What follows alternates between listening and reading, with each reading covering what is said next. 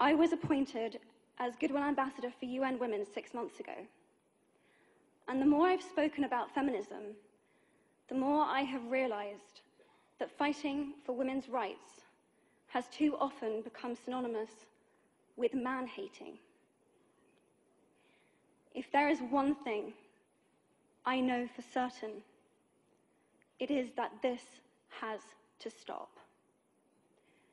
For the record, feminism, by definition, is the belief that men and women should have equal rights and opportunities.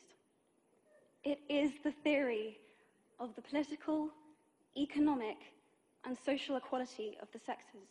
The advocacy of women's rights on the grounds of political, social, and economic equality to men. Well, I knew that, but it's great. We understand what feminism is now. So to make a point, I'm also going to Google communism, a political theory derived from Karl Marx, advocating class war and leading to a society in which all property is publicly owned and each person works and is paid according to their abilities and needs. Well, that just sounds lovely.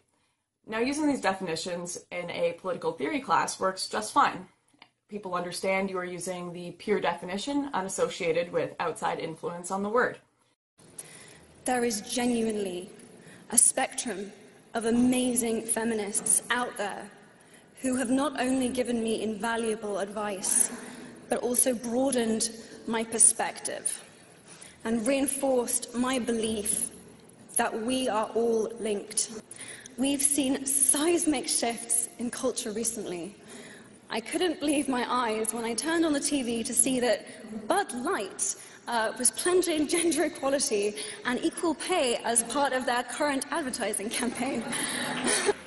We already have some amazing things happening, some amazing female leaders, but I don't know if I would have believed you if you had told me 2 years ago, before I made my he for she speech, that we might have the first female president of the United States. Please don't let me down, America. But outside in the real world, we acknowledge the definition holds a different meaning regardless of what Google says. If we observed someone who lived in the USSR who denounces communism, we don't instantly assume that they hate the idea of each person working and being paid according to their abilities and needs. We assume they detest the communist government they lived under and individuals who did others harm in the name of communism. The same way when I look at a woman who is holding a sign saying, "I don't need feminism," I don't assume she hates equality for men and women. I assume she is against what feminism has become and the ridiculous things people who call themselves feminists are fighting for. This seems like a fairly easy concept to understand. So it looks a little silly when feminists like yourself, Mark, claim anti-feminists don't understand what the word means. Because you either understand you are using a stupid argument, or you are totally oblivious to the fact that movements' actions don't always correlate with their definitions. So today I wanted to speak to those feminists and explain why I'm still not a feminist and why third wave feminism is not, in fact, a movement for equality. I want to start by asking a question.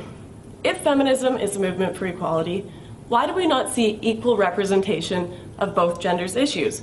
And why do we not see feminists complaining about benefits that women have over men in certain situations? I ask you to recommit yourself to be a part of gender equality. I genuinely feel that we are closer to a gender equal world, and certainly closer than we were 2 years ago, and I know that each and every he for she has played such a huge part in that. I am proud to have been part of lots of amazing things in my life, but there is nothing that I am prouder of than being part of this. People know you for he for she, yes. The United Nations Solidarity Movement, bringing men into feminism. The latest with that program, what can you tell us about where that is? Gosh, everything from sexual violence to FGM to literacy rates. So this year, I really want to focus on statistics and information and data collection. I think it's like the primary blind spot that guys have about this movement.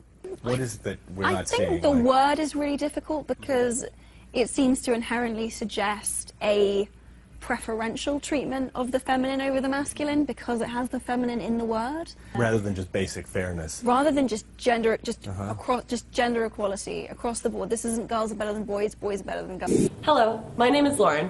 A few years ago, I uploaded this photo of myself holding a sign saying, "I don't need feminism because I believe in equality, not entitlements and supremacy." To my surprise, the photo was shared all over the internet, from BuzzFeed and even on Time magazine. I got a lot of support for the photo, but I also got a lot of hate and criticism. Most of that criticism from feminists who claimed I did not know what the word feminism means because feminism is actually a movement for equality. So today I wanted to speak to those feminists and explain why I'm still not a feminist and why third wave feminism is not in fact a movement for equality. I want to start by asking a question.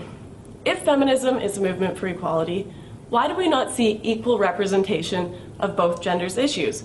And why do we not see feminists complaining about benefits that women have over men in certain situations? If I were to say I was a feminist, it would be a personal attack on you as a man, as opposed to a patriarchal system or something much larger than an individual person. I think also men think that they can't be feminists.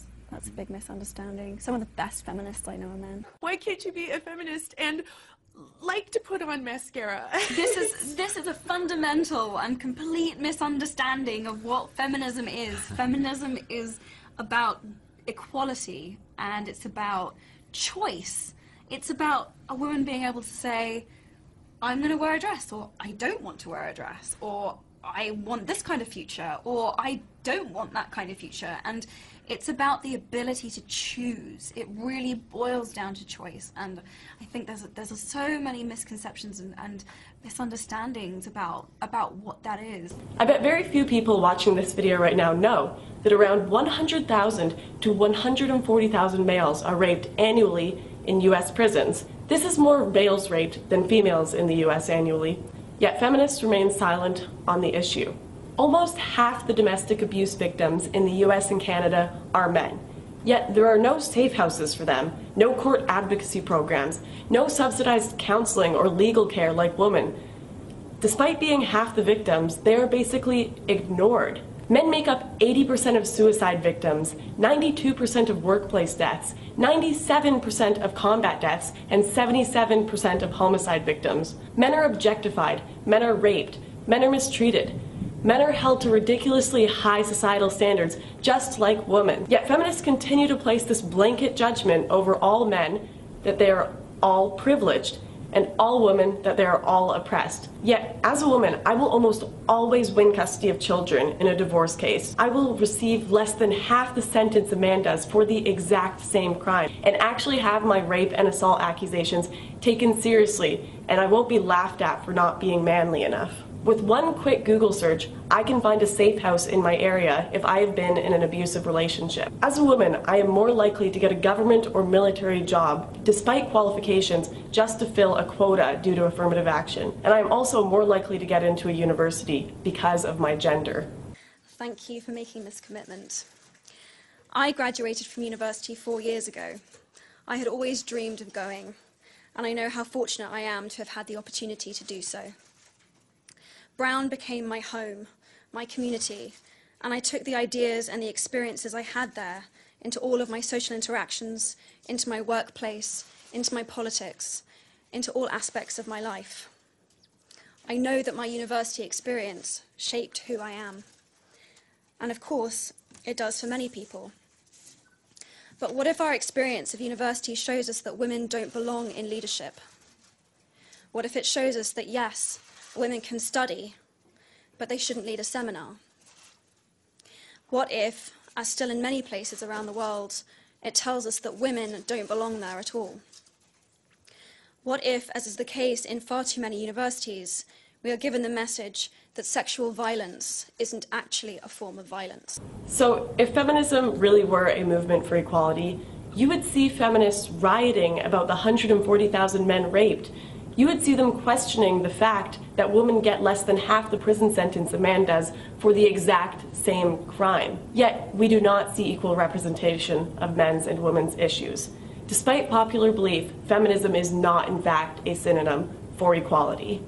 I'm not trying to say that men have more issues than women. My point is that both genders have issues, and to argue that feminism is a movement for equality and doesn't just represent one gender's issues is quite frankly ridiculous. So this is why I'm not a feminist.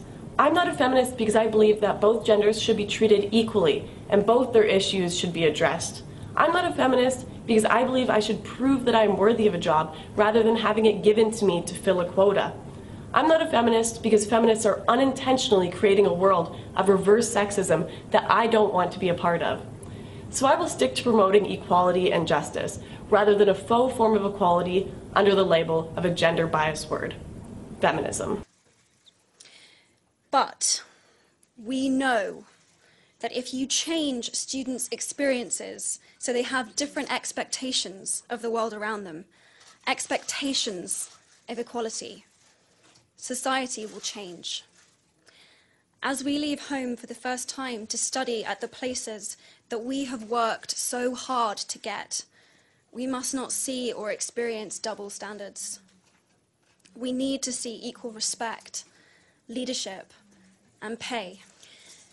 The university experience must tell women that their brain power is valued, and not just that, but that they belong within the leadership of the university itself. And so importantly right now, the experience must make it clear that the safety of women, minorities, and anyone who may be vulnerable is a right and not a privilege. A right that will be respected by a community that believes and supports survivors, and that recognizes that when one person's safety is violated, everyone feels their own safety is violated. No one ever challenges these people. No one ever goes into their space and holds up a sign and says, you are perpetuating lies, you are perpetuating you are being disingenuous by saying we live in a rape culture and the majority of people support rapists, the government supports rapists. That's just not what happens. And the facts that they're giving you, whether it be 1 in 5 women are raped on campuses, whether it be the wage gap, those kind of things, and no one ever really goes and challenges them. And I'm not surprised. They're scary to challenge. They have a mob mentality, which you can see what happened to me. They had a mob come around me and just start yelling at me all at once. They mobbed me on Twitter after. They created lies about me. But people have to start standing up to this because it's just going to start becoming more mainstream and more mainstream. You're seeing it in academia with professors perpetuating feminist literature and feminist ideologies. You're seeing it in government too. You look at Hillary Clinton's campaign ads. So people think this is just a vocal minority, but really, even if it is a vocal minority, they are gaining traction in education and politics, in the workforce with affirmative action. So it's not whether or not this is a vocal minority or not, it's the fact that they have influence, and that's